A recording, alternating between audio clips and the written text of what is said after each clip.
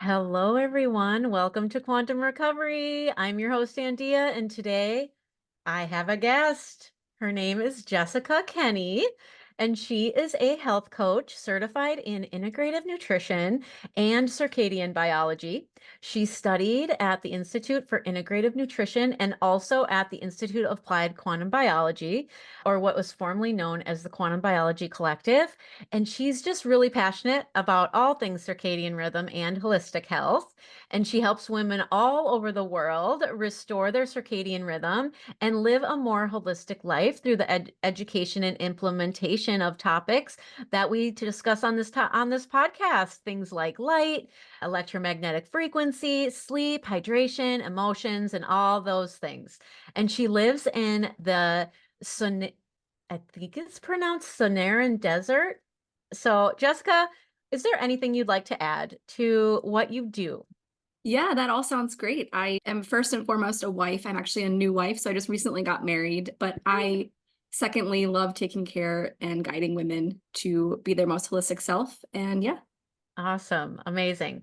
So, why don't we start out by you sharing a little bit of your story prior to finding this journey? So, I will let you kind of share your how you like to introduce yourself in the recovery space and just let us know a little bit of the why behind your past. Yeah. So I grew up in a standard American household, but I had a broken home. So my parents got divorced when I was 4 years old. Excuse me. That's my bird clock. I'm sorry. It's okay. And so, that was pretty rough, but it felt pretty normal, pretty typical to be in a broken home like that. And kind of just grew up in a single parent household, had my sister with me, but she was 9 years older than me. So didn't really have like a ton of support in my life. My family and friends, they did the best they could, but I just kind of was a stray wanderer, if you will. I kind of went on my own path and I was rebellious. So I grew up, we moved once and I was just in sports, but then I didn't make the team, so I fell out of that. And then my childhood best friend actually moved to California. We both lived in Baltimore. I moved to Pennsylvania. Her family moved to California. And so I would go visit her. And I went to go visit her when I was 14, started drinking and smoking pot at that age, and then continued on for over a decade. So that's when that started. It was quite the thrill for me. Obviously, as a young 14-year-old, that's just, what they do sometimes. But throughout the years, I've definitely learned, especially in this past year going to counseling, I've learned the why behind that. And that has made it so easy to understand, first why I did it and how to stop, right? But going forward from there, high school, I smoked weed every day. I went into class. I took breaks outside and smoked weed. I was just smoking a lot of marijuana. And so not so great because I was in my formative years. My brain was still developing. But anyway, I had a best friend. She was prescribed Adderall. So that's when I started getting into amphetamines, which led me down a road later in life when I had another quote unquote friend. I put it in air quotes because she introduced me to then street meth, thinking that was a better alternative to the Adderall. I still didn't understand that thought process there, but I was going to all these music festivals and, you know, I pretty much did every drug under the sun, LSD, cocaine, psilocybin, Mhm. ketamine, all of the drugs. And it wasn't until like the summer of 2017, I was at that time, let me see, 20 years old. And I just woke up and I was like, this has got to stop. I have been into holistic health for quite some time now. When we moved to Pennsylvania, my mother and I, we started living a more holistic life and we were eating better. And I just couldn't believe that I was destroying my body with these drugs, full well knowing that it was completely terrible for me. Right. Right. And so it's funny because you asked me how I stopped using the drugs. And I really had to actually think about it because I actually pulled out an old journal. I couldn't quite remember how I did it, but I just stopped. And so not the best way to do it, one, because I was using amphetamines for several years. And daily. And so the withdrawal was pretty hard. I'm very blessed that I got through it. But that ended. Past that point, past quitting the amphetamines, I was still getting into other drugs at the music festivals, like all of the other drugs, right? Still using cocaine at that point, actually. So hadn't really stopped at that point. Got into a very toxic and abusive relationship in 2018, not long after I stopped the methamphetamines. Thought that was good because he really didn't like the methamphetamines. So I was on a better path, quote unquote. And just this whole time, just really not following my intuition, because the entire time it was like two people, right? One here using all of these crazy drugs that I know are terrible for me, and the other one here knowing how well my body can produce these neurotransmitters like dopamine and adrenaline on its own, knowing full well that there's a better way. So really felt at war with myself for a very long time. And actually in this time period, then I decided, you know what, I'm going to get certified to be a health coach because I just love health so much, right? And I Mhm. didn't go to college. I didn't really know what I wanted to do. So my mom encouraged me to figure that out before I got certified or got a degree. So figured that out. I want to be a health coach, got certified. At this time was still, using marijuana, still occasionally using amphetamines, like it was still there. Thankfully got out of the abusive relationship, but it was like 4 years later. But I graduated the health coaching certification. And, around this whole time, I'm getting so obsessed with food. I'm getting obsessed with supplements.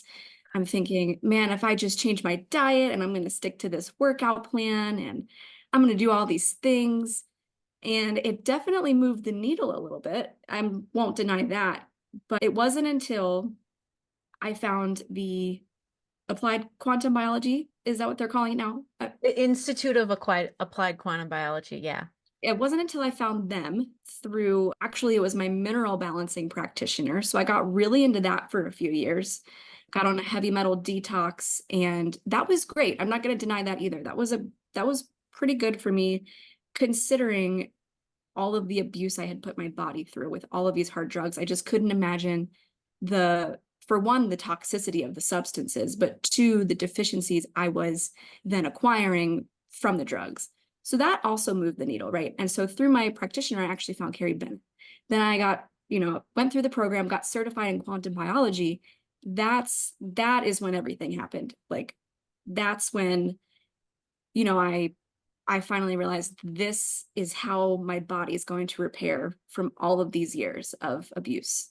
Like, this is it. I started feeling like I've never felt before. And as a redhead living in the Sonoran Desert, right out here in Arizona, I that love was your Instagram reels on this. that was all the proof I needed, really. I started applying the principles and I was not burning. And I was like, okay, there's something to this. Yeah.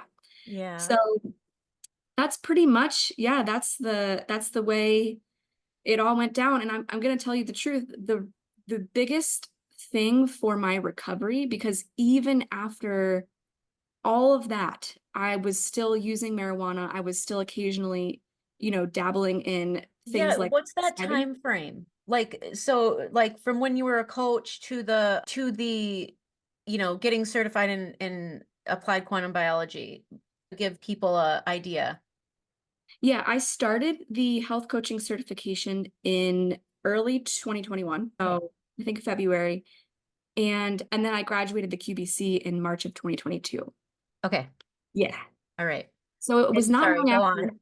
That's okay. Yeah, it was not long after that I found the QBC and I was like, oh, wow, this was what was missing. I mean, the Institute of Integrative Nutrition was great to learn all of that. It was very much needed.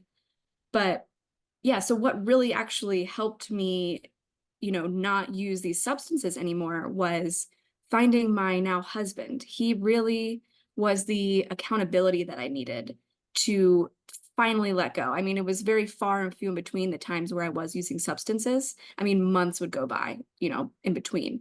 But Hmm. it was really meeting him, becoming a part of his church, which is now the church that I go to regularly, taking my faith seriously, being a part of a group, that's really what stopped that. But overall, it was a wild journey. And yeah.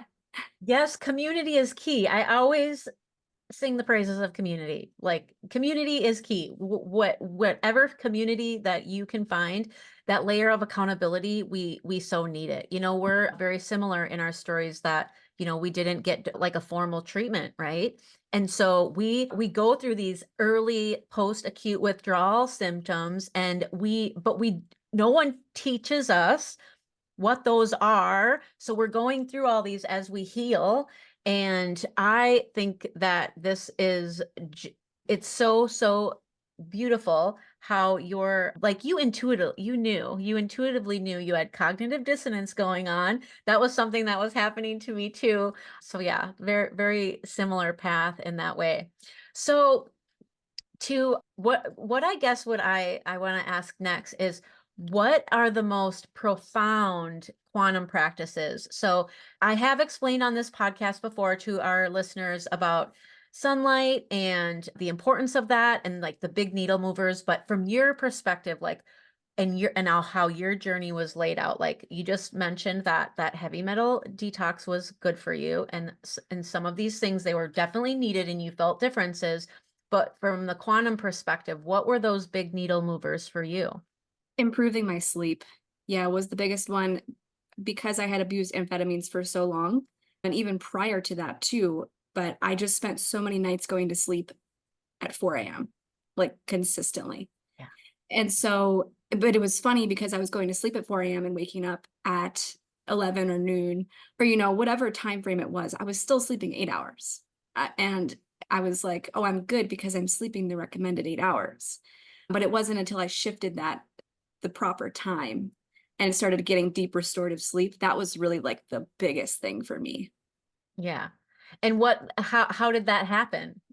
Getting the right sleep and getting on track. Like talk about that story. What were the little things that you started doing because we don't just shift into that.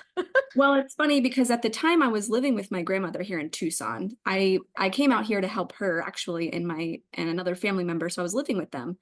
And I didn't have any friends out here, so I started dancing. I started going out and learning how to swing dance. And it was really fun, but they only happened at night. I mean, these dances would sometimes start at 8, 9 o'clock, right? So even though then I was eating really healthy and I was exercising, right? I was doing all the things and I was sleeping 8 hours after dancing. My sleep was wrecked. So I got into the quantum biology collective and I started taking the classes. And the first few, I was like, oh my gosh, I got to stop dancing. Like I cannot do this anymore if I want to sleep better. So I cut that out first. And that was hard because that was like a community, like I said, Yeah. like we talked about, but the the sleep was like so worth it. So what I started doing was, what did I do? I got a pair of blue light blocking glasses. That's what I did because I was in my grandmother's home. I wasn't going to change all the light bulbs. So I Sure. got that. And then I pretty much just forced myself to get up whenever the sun was rising. It was in the winter. So it was rising pretty late here, like 7 or 7:30. And at the time for me, that was wicked early. But I just did it and I went outside as soon as I woke up and I was like, if this works, and it worked. It really did work. So That's so awesome. Yes. When I say the three biggest needle movers are blocking blue light. So we're always talking about blue blockers and morning sunrise, and also the UVA rise. So the importance of that for our neurotransmitters, right? And that tryptophan turning into serotonin and the dopamine, all of those, that pathway happens in that UVA light. So okay, so that's a little bit how your sleep got on track. What were some other things, like just things that you were like, oh, this really works? yeah, the sunburn was another thing. I mean, coming from living in Baltimore, I think it's like, you know, 39th latitude or something like that, coming down into the desert, high mountain desert, right? So I'm at like a 2,500-foot elevation. Mm. I just started needing sunscreen less. So that was like, okay, and just the falling asleep too. Like falling asleep for me used to be a struggle. And so once I started, like nighttime would roll around and I'd be like, all right, I'm ready for bed. And so, I mean, it was just, yeah, once those things started happening, I was really impressed. Yeah, it's that happened to me too. I had a habit of kind of going that, like right before I was learning about like all the quantum things, I would always kind of go to bed like 10, 11 at night. and just thinking that, oh, like I'm getting enough sleep because I'd like count on my fingers. Yeah, it's 8 hours or whatever. But here the more and more I was practicing those sunlight practices, like it just happens like little bit by little bit, but sooner or later you're going to bed at like 8:30, 9 o'clock at night, and you're naturally tired, and we're waking up with the light. And you used the word forced a little bit ago, and when we're learning this, we do feel like that we're forcing it because our clock might not be you know automatic with the light yet because we're used to using our alarm clock, or maybe your job or whatever is you have to get up at a certain time. But yeah, it is so crazy. The more and more we get in touch with Mother Nature and her rules, and how we just sync up. Like I remember always checking the Circadian app, and now I don't. Like, I never have to check it. I just know. Yeah. I remember the first time someone said, "Yeah, the UVA rise is 10 degrees. The sun is 10 degrees in the sky," and I remember thinking, "My God, how am I ever going to do this? I don't know when that is. I don't know what 10 degrees looks like." Yeah. Yeah. And now, it's like, yes, technically it is, but we just know when that is because it's after sunrise or whatever. But, and yeah, anyway, that's those are really huge, huge things because so much happens with our sleep. And I think so many people like that I've helped and that I see, that is like the number one complaint is sleep. And so much reparative things are happening. And the same drug of no choice as you. So, I was a stimulant user. So I just very much relate to your story. In fact, when the sun would start rising, that was a sign of like that was a negative sign, like, oh, party's Time over, to the go to sun is up, sleep. Yeah. Yeah, right? it is. Like the It is. complete opposite of what we're, you know, It is quite funny how it is the complete opposite. And back then, when I was in the thick of it, I really thought that was truly living. I was like, this is great. This is fun. yeah, Yeah. And one of the most amazing things too, when I started prioritizing sunlight was I started getting again those euphoric feelings. Actually, I started feeling like, this is nature's stimulant, is the sun. And I can't believe I was missing this my entire life. Growing up as a redhead, I was yanked out of the sun. I was yeah. slathered with sunscreen and put in the shade. Like I'd be indoors and they'd be like, "Oh, you need sunscreen." And it's and it was just a complete 180, but it really was surprising to me how happy it made me. And it really did solidify that I never needed the drugs, right? It was pretty cool to realize that. So, Yeah, yeah. So for that space and time where you aren't using anymore, you're learning about the quantum pieces.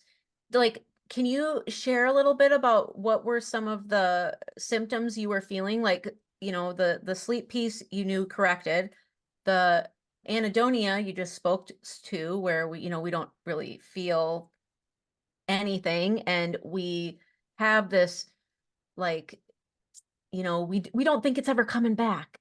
I remember feeling that, like, am I ever going to be normal again? Am I ever going to be able to, be happy? Is my dopamine ever going to like come back? Is anything going to give me pleasure? Because that anhedonia piece, like we're not feeling anything. Like, mhm. how fast do you think that was for you? Did it happen pretty quickly as you started implementing the sunlight practices? Well, that's kind of tricky. I think because I stopped the hard drugs a couple years before I had started the quantum practices. But that's what I love so much about working with women that are in, the scenario I was in with addictions, whether it be recreational or pharmaceutical addictions, is Mhm. that I can help them so much quicker than it happened for me. Because had I had those quantum practices, I feel like it would have happened pretty darn quickly. Yeah, well, that's a great thing to actually talk about. So you have helped a few people that are seeking recovery. Do they come to you when they're actively using and they want your help to stop, or are they people with that in their past and they're like has that looked? And share a few case studies if you will. That's awesome. Love Yeah, that. well, I'm going to be completely honest with you. I've only had one client so far that has had Okay. that fit that category. Okay. But it's, and we're in the beginning processes right now. but it's very encouraging. I mean, that's one of the reasons she was drawn to me, was because I did go through it. And so, and there's always an emotional piece to it too. So I do like helping clients through that as well, Yeah. because that's what has helped me the most, especially with the counseling. I would love to get, a certification or something like that in counseling, because it does fascinate me the way that the brain works around emotions and around things that happened to us in the past. But yeah, as of right now, I don't have too many case studies, unfortunately, but I do look The forward in the fact that you future. can speak to one is amazing because the whole point of this podcast is getting this information out to people who are struggling. Yeah, So many millions of people are struggling and I remember, for me in my active addiction, I didn't ever think, like, I had no idea how I was going to come out of it. I knew I wanted to. I knew I wanted to come out of it, but I had no idea how to do it. And I didn't know when it would happen. And like you, I'd go through stints of, you know, where I wouldn't use and then I would go back to it. And yeah, there's so many people that like just need to hear this, the hope in this, and the fact that these principles really do work to help set our body back like back in homeostasis way faster than if we just don't do anything and we sit in, the same environment, blue light, toxic at night, you know, because we know now the symptoms of the post-acute withdrawal are the same as blue light toxicity. So right. that's a problem, right? If Yeah, somebody's scrolling their phone and they're in early recovery even, and they're gonna just it's just gonna take longer for their body to get back on track. And when we can teach people these simple things, it's just it gives people hope and it opens their eyes to maybe, oh, maybe I should try those blue blockers, or maybe I should get the sunrise in my bare eyes. Maybe it will help. And so just hearing that that is helping your client is amazing. And I love that they were drawn to you because of this, because many people are drawn to me because yeah, we share the story of recovery, right? And this is exactly why we need to be recovering out loud and not being quiet about it, right? Like it's nothing to be ashamed of. In fact, I am grateful and I'm proud of it because I wouldn't be sitting here. I wouldn't be doing this work if it wasn't. And I really feel like it's my purpose. And I mean, sounds to me like it's your purpose too.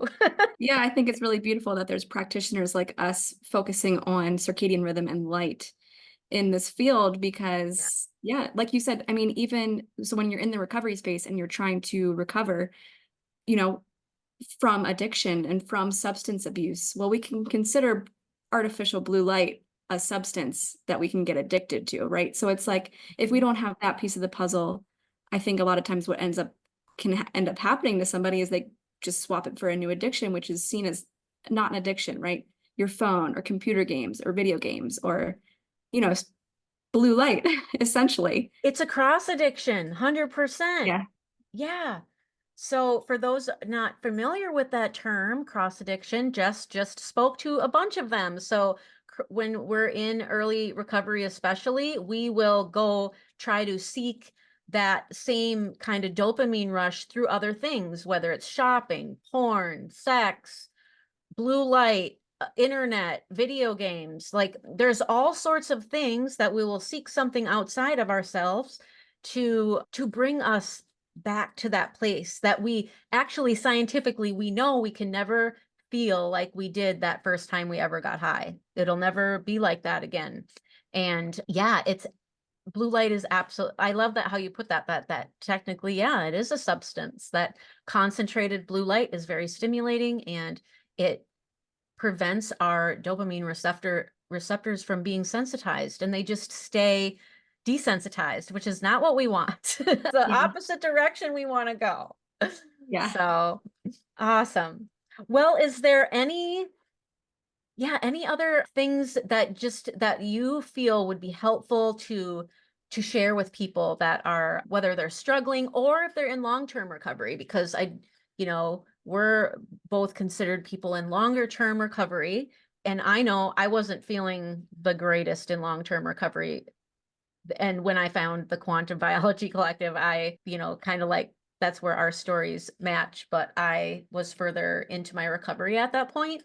But lots of other little things that fell into place for me, like my ability to actually lose weight. It wasn't a struggle anymore. My hair used to fall out. It doesn't anymore. A lot of these things have to do with, I'm sure, the way that I eat. But are there any other like just transition pieces that were helpful for you in this space? Yeah, I would definitely say like my biggest advice to somebody in going through recovery, whether it be short term or long term, is definitely figure out the why, I guess. The why or the I guess that's the best way to put it. So for me, I mean, doing all of the health things was great. Doing all of the physical things for my body was great and really helped. And the quantum biology stuff, I mean, that just moved the needle 3000%. And that was definitely what I needed. At the same time, it's really important to get down to the reason that it all started. And for me, that was the way I grew up and the way that I thought about myself and, the relationships that I fell into, those kinds of things that really kept me stuck and kept me wanting to abuse substances. So that's, yeah, yeah. Awesome.